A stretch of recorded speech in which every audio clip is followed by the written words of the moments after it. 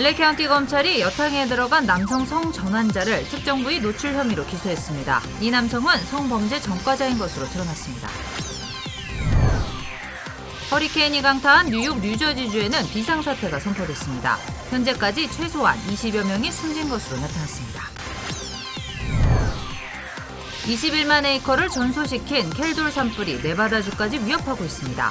바이든 대통령은 이 지역에 산불 비상사태를 선포했습니다. 콜롬비아에서 처음 보고된 뮤 바이러스가 일본에서도 확인됐습니다. 전 세계 39개 국가로 퍼진 것으로 나타났습니다. 이번 주말 노동절 연휴가 시작되는 한인타운은 경기 활성화에 대한 기대가 커지고 있습니다. 델타 변이가 위축시켰던 소매 경기가 되살아날 것으로 예상됩니다. 동부 지역에는 허리케인이, 서부 지역에는 대형 산불이 비상입니다. 관련 소식은 잠시 뒤에 전해드리겠습니다. 한인 대형 스파에서 여탕에 들어간 남성 성전환자가 결국 기소됐습니다. 검찰은 성 정체성에 대한 판단은 하지 않았습니다. 특정 부위를 노출한 혐의가 적용됐습니다.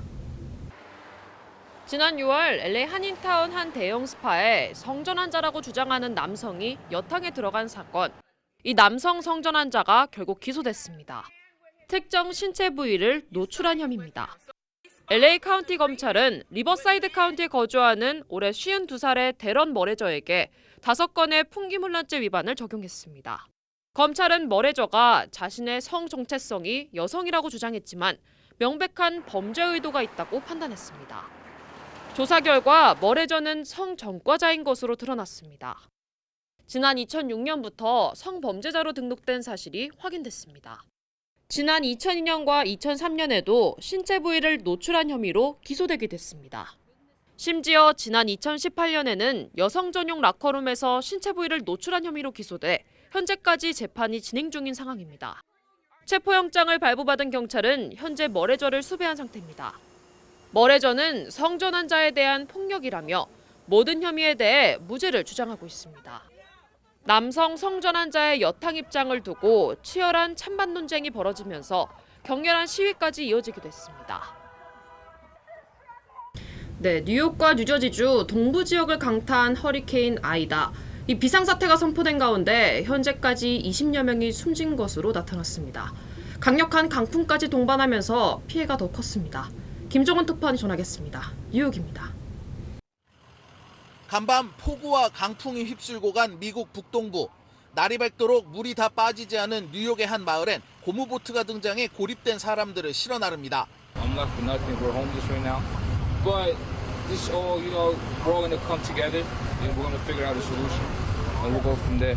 강이 범람하면서 통째로 물에 잠겨버린 뉴저지의 한 마을엔 흙탕물을 피해 옥상으로 대피한 사람들을 구조하기 위해 헬기가 동원됐습니다. 어젯밤 뉴욕 센트럴파크엔 관측사상 최고인 시간당 90mm의 물폭탄이 떨어지는 등 기상이변 수준의 허리케인에 지하철과 도로 곳곳이 물에 잠겼습니다.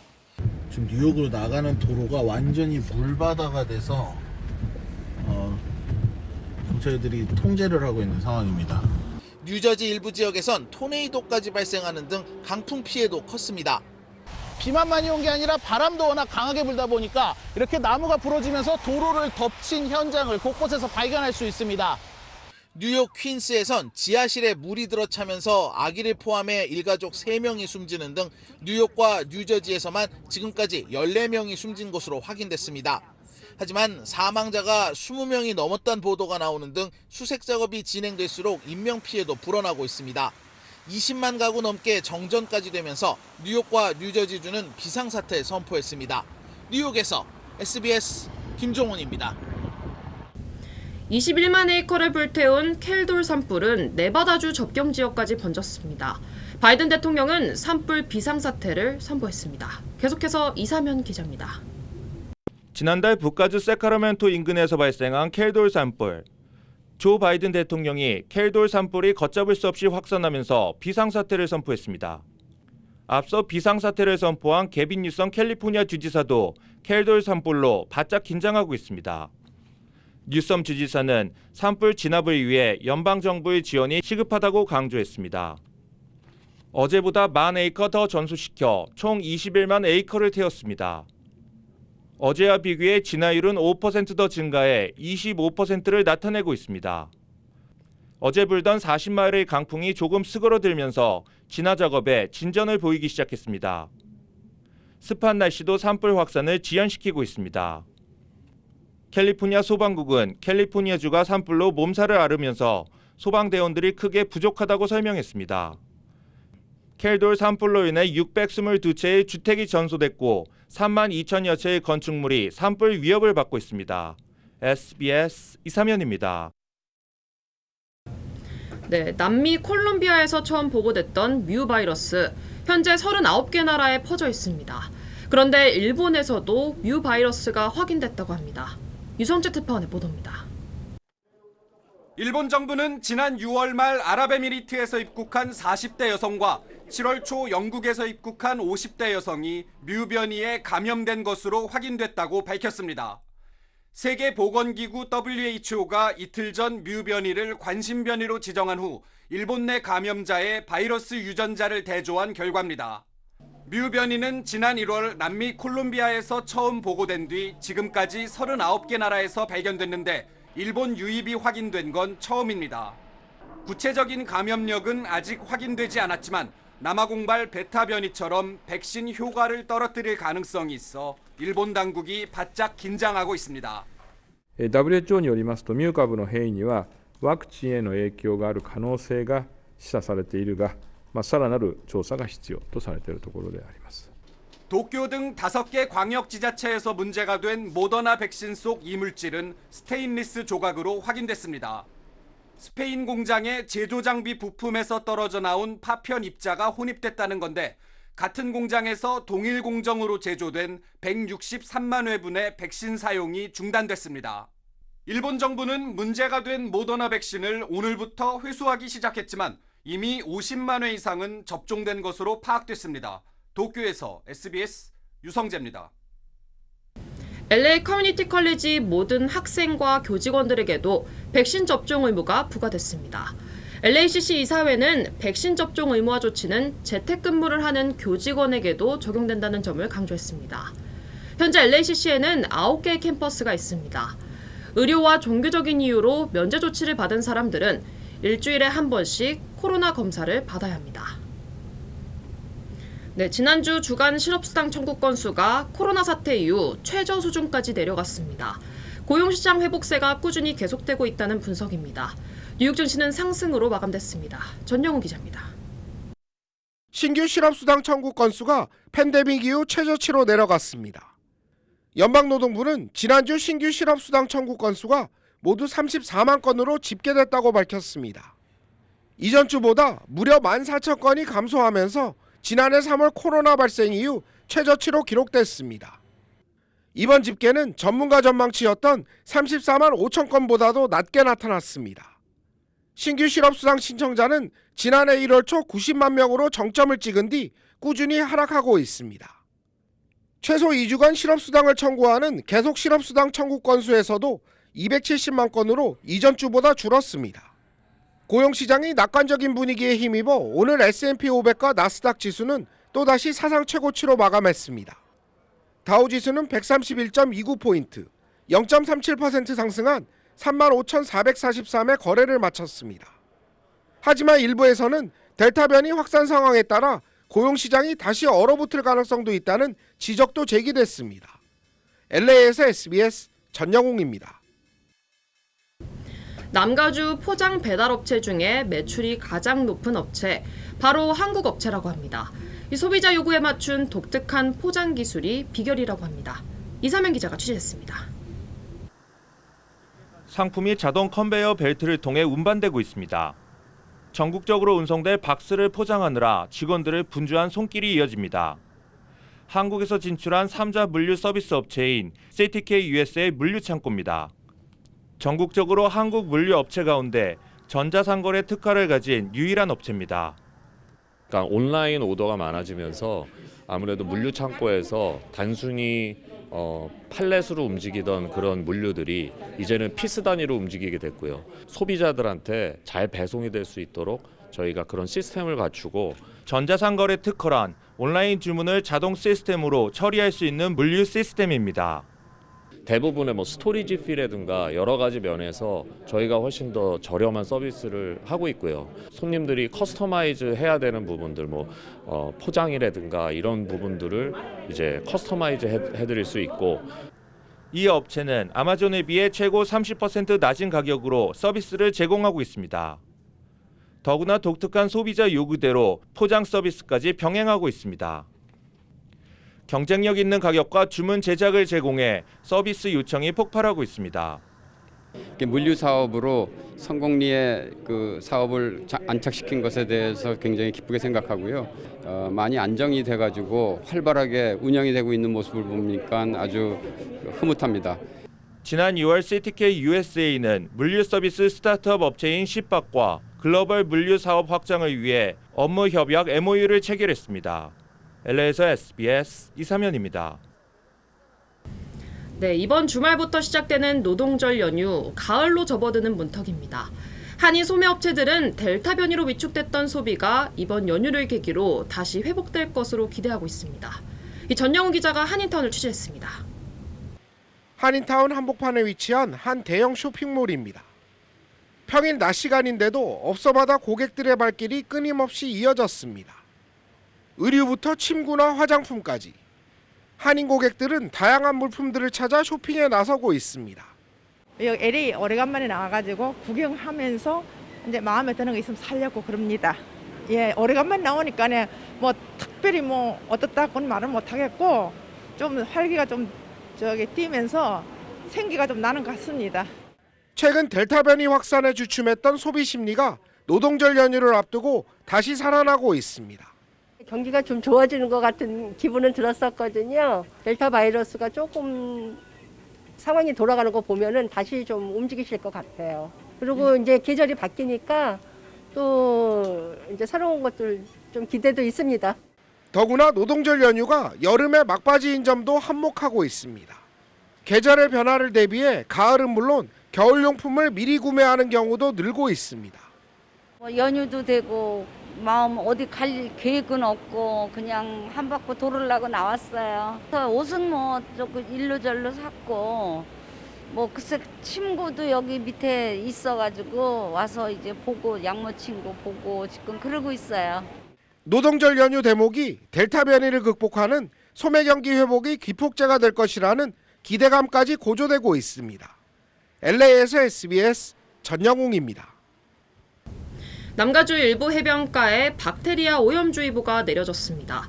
LA 카운티 보건국은 마리아델레이와 산타모니카 지역 해안에 박테리아 수치가 기준치를 훨씬 넘어서 오염 수준이 악화됐다고 설명했습니다. 이에 따라 이들 해안가에서는 수영이나 서핑을 포함하는 모든 물놀이가 금지됐습니다. 지난달에는 토펜가 캐년 비치에도 박테리아 오염주의보가 발령되기도 했습니다. 네, 다음 소식 전하겠습니다.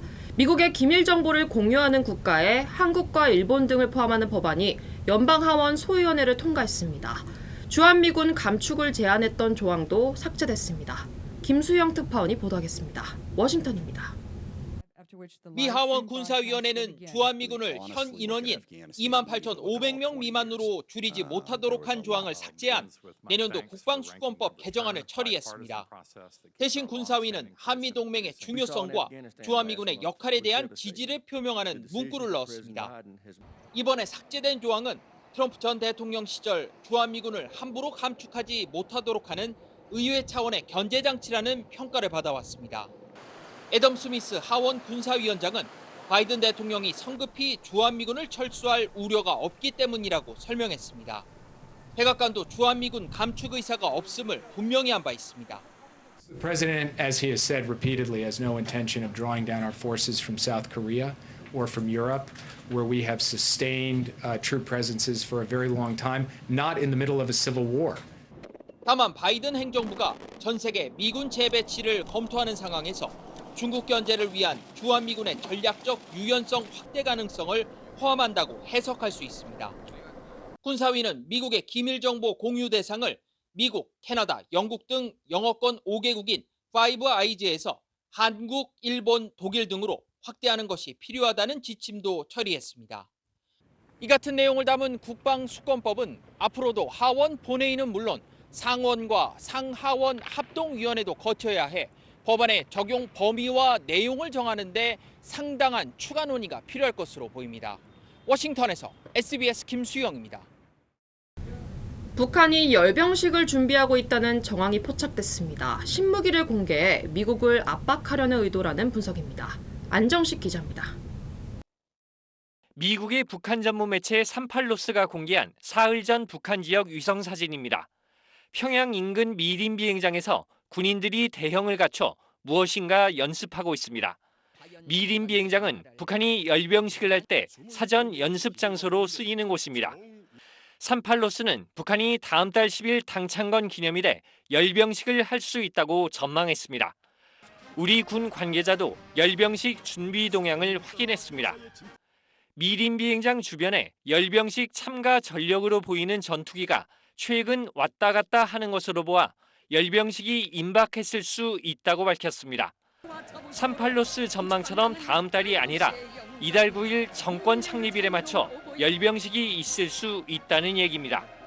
북한은 지난해 10월 당창건 기념일에도 열병식을 개최해 신형 ICBM과 SLBM을 선보인 바 있습니다. 하지만 지난해는 당창건 75주년으로 북한이 중시하는 5주년, 10주년 단위의 기념일이었던 반면 올해는 정권 창립 73주년, 당창건 76주년으로 크게 기념할 해가 아닌데도 불구하고 열병식을 여는 것은 다소 이례적입니다. 북한이 열병식을 개최하는 의도가 주목되는 이유입니다. 한미 군사훈련 이후에 북한의 존재감을 국제사회, 특히 미국에 부각시키겠다. 그 과정에서 새로운 무기를 보여줌으로써 미국을 우회적으로 압박하는. 당분간은 미사일 발사와 같은 직접적 무력 시위보다는 신무기 공개를 통한 단계적 압박을 통해 협상 우위를 점하려는 것 아니냐는 관측도 나옵니다. SBS 안정식입니다. 네, 파워볼 복권 당첨금이 3억 6,700만 달러까지 치솟았습니다. 추첨은 토요일 저녁입니다. 전국의 주요 한인사회 소식을 이원정 기자가 정리했습니다. 한인타운 청소년회관 KYCC가 스몰 비즈니스 온라인 워크숍을 개최합니다. KYCC는 코로나 사태 이후 LA 한인타운 자영업자와 커뮤니티 경제 활성화를 위해 오는 8일부터 10일까지 화상 미팅을 진행하며 한국어 통역 서비스도 제공한다고 밝혔습니다. 이번 워크숍에서는 연방중소기업청 SBA와 LA 카운티, 시 관계자들이 패널로 참여해 많은 정보들을 제공할 예정입니다. 파워볼 복권 추첨에서 1등 당첨자가 없어 당첨금이 3억 6,700만 달러까지 치솟았습니다. 복권국은 어제 저녁 파워볼 추첨에서 1등 당첨자가 나오지 않아 3개월 이상 나오지 않고 있다고 밝혔습니다. 토요일 추첨 때 당첨금은 3억 6,700만 달러에 달할 전망입니다. 페어팩스 카운티 교육청이 한국어로 진행되는 무료 조기교육 프로그램 참가 학생을 모집합니다. 교육청은 오는 10월 1일과 5일에 가을 학기를 시작하며 초등학교 8곳과 성정 바오르 성당에서 대면 수업을 진행할 예정이라며 많은 부모들의 관심을 당부했습니다. 조지아주가 전국에서 최초로 애플 아이폰에 저장한 전자운전 면허증을 도입합니다. 애플사는 조지아주가 애플 월렛 앱을 통해 아이폰의 운전 면허증과 아이디카드 휴대를 허용하는 첫 번째 주가 된다고 발표했습니다. 안드로이드용 전자면허증은 현재 개발 중입니다. 발버파크 내에 6년 만에 한국관이 개관했습니다. 프로젝트를 주관하고 있는 하우스 오브 코리아는 발버파크 내 한국관을 개관하며 이곳에는 LA 문화원에서 지원한 신라 금관총 금관복제본과 백제의 금동 대양로 복제본 등 다양한 자료들이 전시되어 있으며 한국의 역사와 문화를 널리 알릴 수 있는 다채로운 이벤트를 펼쳐나갈 계획이라고 밝혔습니다. 미군 장갑차는 물론 항공기까지 탈레반들의 시가행진에 등장했습니다. 이 탈레반이 장악한 뒤 경제혼란은 더욱 가중되고 있습니다. 김경희 기자입니다. 미국제 무장 차량이 탈레반 전사들을 태우고 줄지어 거리를 달립니다. 이들 위로는 역시 미국제 블랙호크 헬기가 탈레반 깃발을 달고 비행합니다. 바이든 미국 대통령의 아프간 전쟁 종료 선언 직후 탈레반이 정신적 고향으로 여기는 칸다하르에서 노획한 무기를 앞세워 보란듯이 행진에 나선 겁니다. 미국이 아프간 정부군에 제공했던 기관총 6만 4천여 정과 헌비 차량 2만여 대, 항공기 160여 대 가운데 상당수가 탈레반 손에 넘어갔습니다. 아프간 남동부 도시 호스트에선 미국과 동맹국의 가상 장례식까지 열렸습니다.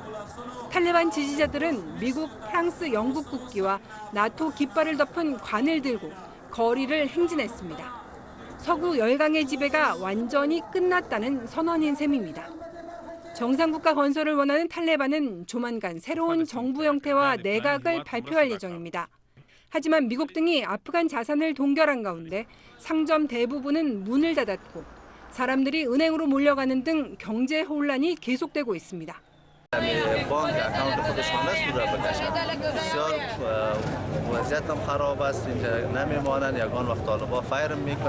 경제 위기가 심화하면 탈레반이 당초 선언과 달리 아편 생산을 확대하고 미국제 무기 판매도 나설 수 있다는 경고가 나오고 있습니다. SBS 김경입니다.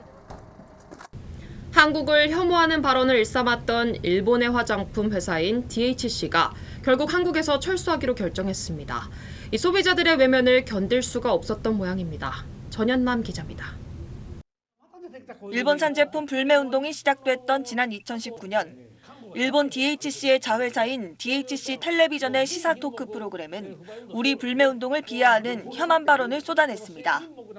安倍、ノー安倍とかでろうそくでも始まりましたね。ろうそくでもろうそくはあれ日本製やつあるんですね。その製品目の中にろうそくも加えてほしいなと。 역사 왜곡도 서슴지 않습니다. 日本人がハングルを統一して今のハングルできたんです。 DHC 코리아 대표가 사과했지만 불매 운동은 확산했고 대부분의 화장품 유통 매장에서 DHC 제품 판매를 중단했습니다. 지난해 12월 또다시 일본 본사 회장이 제1한국인을 비하해 물의를 일으켰고 결국 DHC 코리아는 국내 영업을 종료하겠다고 밝혔습니다.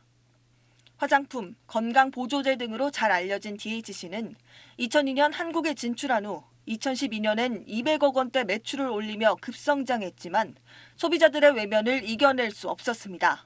그 기업이 잘못된 생각을 갖고 있다면 그 기업은 사회적으로 조금 도태되어야 하는 게 맞다고 생각하고 한국에도 좋은 화장품이 많이 있고 굳이 한국을 싫어하는 기업을 소비하고 싶지는 않습니다. 일본 화장품 브랜드 슈에무라도 올해 3월 한국 시장 진출 16년 만에 철수했습니다. 수입 맥주 1위를 지키던 일본산 맥주의 몰락, 30% 이상 매장을 줄인 유니클로 등 DHC 예상과 달리 일본 제품 불매 운동은 이젠 국내 시장 존폐를 좌우할 만큼 영향력을 보이고 있습니다. SBS 전연남입니다. 한국 대검찰청의 간부가 여권 정치인을 고발해달라며 증거물을 건넸다는 의혹이 제기됐습니다. 검찰청장은 수사를 지시했습니다. 배준우 기자입니다. 지난해 4월 총선 직전 윤석열 검찰총장의 측근인 대검 간부 손준성 검사가 여권 정치인들의 이름이 담긴 고발 문건을 미래통합당 국회의원 후보였던 김웅 의원에게 전달했다고 인터넷 언론사 뉴스버스가 보도했습니다. 고발장을 비롯해 증거로 첨부한 판결문 사진도 함께 게재했습니다. 고발 대상자는 유시민 노무현재단 이사장과 최강욱 황희석 열린민주당 후보 등 3명입니다. 이들이 언론 보도에 개입해 윤 전 총장과 배우자 김건희 씨, 한동훈 검사장 등의 명예를 훼손했다는 내용이 고발장에 담겼다고 매체는 전했습니다. 검찰 간부가 이들을 고발해달라고 야당 인사에게 요청했다는 얘긴데 특히 이 간부가 검찰총장의 최측근이라는 점을 들어 윤 전 총장과의 관련 가능성도 언급했습니다. 하지만 실제 고발까지는 진행되지 않았다고 덧붙였습니다. 해당 문건을 보낸 인물로 지목된 손 검사는 해당 의혹은 전혀 사실이 아니고 아는 바가 없어서 해명할 내용도 없다고 보도를 부인했습니다. 또 받은 인물로 지목된 김 의원은 제보를 받았다면 당에 바로 넘겼을 텐데 선거를 치르던 때라 기억이 안 난다고 밝혔습니다. 현직 검사가 언급되는 사안이라 김호수 검찰총장은 즉각 감찰부에 진상조사를 지시했습니다. 박범계 법무장관도 검찰의 정치적 중립과 관련한 중대한 사안이라며 우려를 표시했습니다. SBS 배준우입니다. 당시 검찰총장이었던 윤석열 후보는 즉각 강력히 부인했습니다. 이 여권은 명백한 검찰 쿠데타 시도였다고 주장했습니다. 계속해서 강청환 기자입니다. 지난해 4월 미래통합당 총선 후보였던 김웅 국민의힘 의원은 SBS와 통화에서 선거 캠프에 들어온 수많은 제보를 당 법률지원단에 전달하고 나면 제보자 신원 보호를 위해 SNS 대화 등을 모두 지웠다고 말했습니다. 따라서 문제의 고발장을 받았는지 여부 등은 확인할 수 없다고 설명했습니다. 그러면서 제보를 당에 전달하는 행위는 전혀 문제가 될 수가 없다며 공익 제보를 청부 고발로 몰아가는 건 유감이라고 주장했습니다. 윤석열 국민의힘 경선 후보 측은 검찰총장 시절 어느 누구에 대해서도 고발 사주를 지시한 적이 없다는 입장을 강조했습니다. 이어 가짜뉴스로 흠집 내기를 시도한 해당 보도에는 배후 세력이 있을 것이라며 단호한 법적 조치를 취하겠다고 목소리를 높였습니다. 여권은 총공세에 나섰습니다. 이재명 민주당 경선 후보는 SNS에서 의혹이 사실이라면 검찰의 노골적인 정치 개입이고 명백한 검찰 쿠데타 시도라며 윤 후보의 직접 해명을 요구했고, 이낙연 후보는 공수처의 수사와 국정조사를 촉구했습니다. 윤석열 총장의 보복 수사와 검찰권 사유화 의혹 사건이라 명명할 만합니다. 당시 법무장관이던 추미애 후보는 윤석열의 정치공작 게이트라고 주장했습니다. 민주당 소속 국회 법제사법위원들은 오늘 긴급 기자회견을 열고 진상규명을 촉구할 방침입니다. SBS 강청환입니다. 여야 대선 경선 경쟁은 더욱 치열해졌습니다. 민주당은 이재명 후보의 무료 변론 논란이 계속되고 있습니다. 국민의힘은 역선택 방지 조항을 둘러싼 진통이 가열되고 있습니다. 유수환 기자입니다. 2차 명락대전으로 불길이 커지고 있는 이재명 후보의 무료 변론 논란. 이낙연 캠프는 이재명 후보의 과거 선거법 위반 재판에 30여 명의 호화 변호인단이 참여했다고 주장했는데, 이재명 캠프는 이낙연 캠프가 주장한 숫자는 사건을 맡은 법무법인에 소속 변호사들을 더한 것으로 계산 방식부터 다르다고 반박했습니다. 법조에서 세는 그런 방식하고 좀 다르게 세신 것 같고, 수익 약정의 형태나 이런 것들도 잘못 파악하신 게 아닌가. 이에 이낙연 후보는 변호사 수임료를 공개하면 될 일이라고 직접 압박에 나섰습니다. 사생활이니까 말할 수 없다라고 했어요. 분명치 않았다면 분명하게 해야죠. 국민의힘에선 경선 여론조사에 여권 지지자를 빼자는 역선택 방지 조항 도입 여부를 놓고 후보들 사이 찬반 논란이 거세지자 이준석 대표가 진화에 나섰습니다. 추가적인 논쟁을 막기 위해 사실관계를 명확히 하겠습니다. 선관위는 기추인된 경선준비위원회 안을 수정하고 적용할 수 있는 권한을 가지고 있습니다. 당내에서는 역선택 방지 조항을 넣고 빼는 두 가지 방식으로 여론조사를 실시해 결과를 혼합하거나 역선택 대신 정권교체 지지 여부로 묻자는 중재안이 제시됐습니다. SBS 유수환입니다.